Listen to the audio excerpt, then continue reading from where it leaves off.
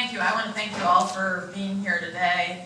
And Neil, thank you for your leadership of the Institute of Politics. We deeply appreciate it. And I want to thank Saint Anselm College for really all this college does for the interaction on public policy issues in our state, for hosting just a tremendous number of forums like this on issues that are important to the people of New Hampshire and to our nation.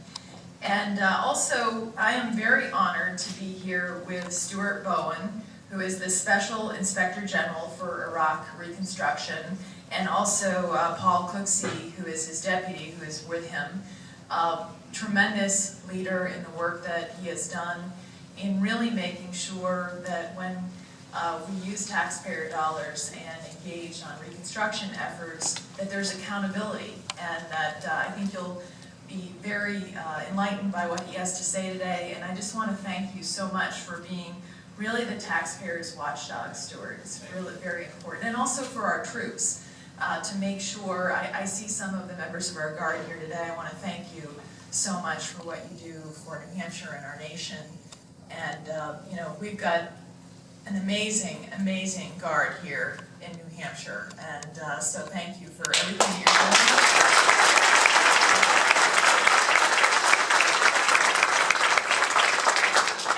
About Stuart being a taxpayer watchdog, but he has managed hundreds of audits and inspections, issued many reports, which I know he'll talk about today, and worked to save more than $1.8 billion, and has also achieved scores of convictions for fraud and other crimes. So his remarks, we'll talk about that more, but that's why he's so impressive. Today's title is called Beyond Baghdad and Bagram: Improving Contingency Contracting and Stability Operations. And I approach this issue with three priorities. First, I strongly believe that the federal government must be responsible steward of taxpayer dollars.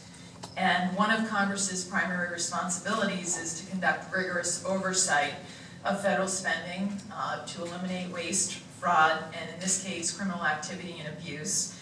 And at a time when our nation is $17 trillion in debt, we just simply can't afford to have taxpayer dollars misspent. And in particular for our Department of Defense, it's a very challenging time with the cuts that our military are facing from sequestration, very disproportionate cuts. And so when I think about that, and when you think about money going in the wrong hands, it makes you even angrier about it when we know that there are needs that our men and women in uniform have. Second, I believe that when the United States engages in contracting overseas, we have to make sure for our troops that the money doesn't end up in the hands of our enemies. And there have been many examples where our funds have ended up in the wrong hands. I was really shocked to find out about this when I became a member of the Armed Services Committee. And finally, the third piece is that the work done by Stuart and others, really taking those lessons and figuring out how we codify the lessons from 12 years, really, of that being at war and contingency operations that we've seen in Iraq and Afghanistan, to ensure that we reform the government institutions to make sure that when we have had instances of waste or fraud and abuse, that we put the right systems in place to make sure that it doesn't happen again going forward. And I know that Stuart has some very good ideas on that. For these reasons, when I arrived in the Senate, I have to tell you, I was really shocked to find out that first, that we were engaging in an astonishing number of contracts around the world. I knew that we certainly contracted around the world, but it is a huge, significant number. And that certainly our military relies on contractors heavily for base support, communication support, construction, logistics, maintenance, security, training, translation, transportation. And I know that our military leaders, as well as the people who are serving here, would tell you that we do need support at times from contractors. But here's the thing that really surprised me. As we look at where we are, for example, with Afghanistan, as of April 2013, there were approximately 108,000 defense contractors oversee, and about 60,000 US troops, just to put in perspective of the support structure provided by the contractors and the role that they are playing in certainly serving our military and helping them perform their functions. And when you look at what happened in Iraq, as the military withdrew, the contractors became more prominent and there were more of them. And so this issue of oversight and this issue of making sure that the contractors that do perform work for the United States of America are doing it properly is a very, very important existing issue. But it is not just a Department of Defense issue. This is an issue for the State Department, for USAID. When you think about the important, we have situations where we have the Department of Defense working hand in hand with the State Department and USAID, so making sure that that accountability goes across agencies as well. And just to put some numbers into perspective, some of the work that Stuart did, the Commission on Wartime Contracting, from 2002 to 2011, they made a conservative estimate that 31 billion to 60 billion of contracts were lost because of waste and fraud. And so that's how big of an issue this is, to make sure that we get this right. And what's even worse is that the Wartime Contracting Commission also found that the second largest source for insurgents in Afghanistan has been US contracting dollars, our money. And so this, we can, of course, being stewards of taxpayer dollars is so important, but what comes first? The protection of our troops. And this notion that we would somehow be allowing our dollars to go in the wrong hands, of course, I think would outrage everyone here. So one of the reasons for this situation was that our acquisition officials in Iraq and Afghanistan were operating under laws and regulations designed for contracting in the United States during peacetime, not in Baghdad or Bagram during wartime. And you can imagine where the situation is very different when you're contracting in the United States with a United States business, or even a foreign business when you're in the United States, as opposed to being in a wartime situation. So what happened is, once the Department of Defense officials, the military members on the ground, even the State Department officials, discovered that the US contract the money was going in the wrong hands, it took way too long to terminate these types of contracts. And so this was something that I learned about when I came to the United States Senate.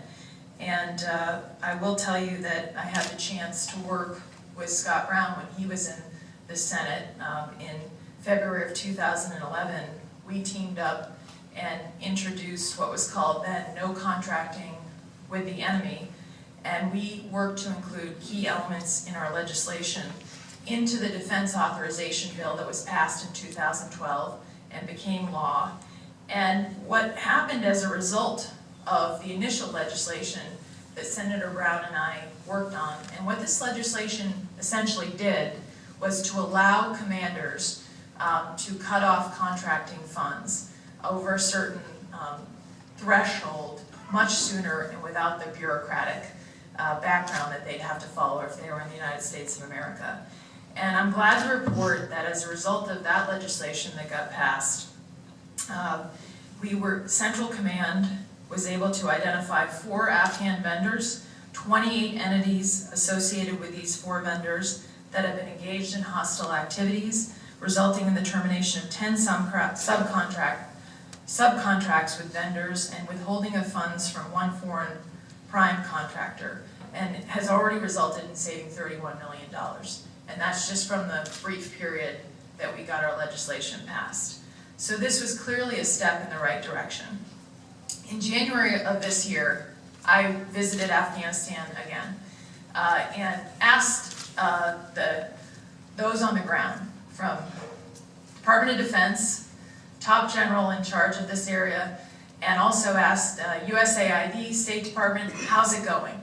What's the progress? How are things going? And I was told that thank you for sending us the legislation. It's an important step forward. We've been able to cut some off, but it's not enough, and we need to do more.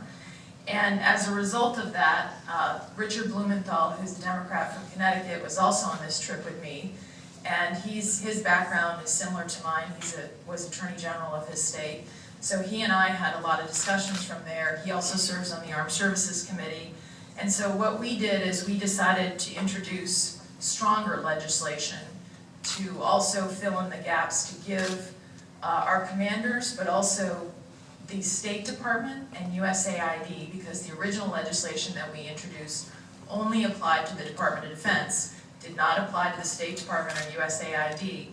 And we now call our legislation that's pending, instead of no contracting with the enemy, never contracting with the enemy, which I think should be the standard we all should be aspiring to. I'm pleased to report that General Dunford, the commander of all U.S. and coalition forces in Afghanistan, has endorsed our legislation. The Special Inspector General for Afghanistan Reconstruction, which would be Stewart's counterpart in Afghanistan, has also provided an endorsement letter for the legislation. And overall, I feel confident that I'm hoping we will get this passed this session. In order to get the legislation passed, we need it to apply not just to the Department of Defense, but across the government. And so I also serve on the Homeland Security Committee, so we can get the defense portion done in the Armed Services Committee, but the rest of it has to be done hopefully in the Homeland Security Government and Oversight Committee. So that is the goal, and I believe that there are millions and millions, perhaps billions, and Stuart can speak to that, to be saved from having the right tools in place.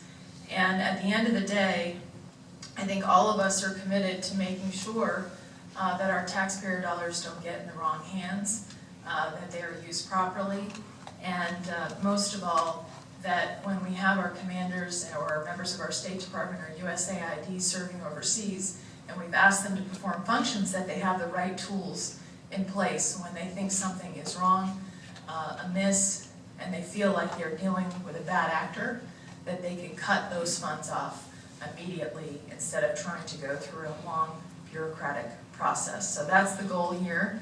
And with that, I'm honored to have all of you here today, as Stuart will be able to provide much greater insight on this issue than I could. And I want to thank you for your leadership, Stuart.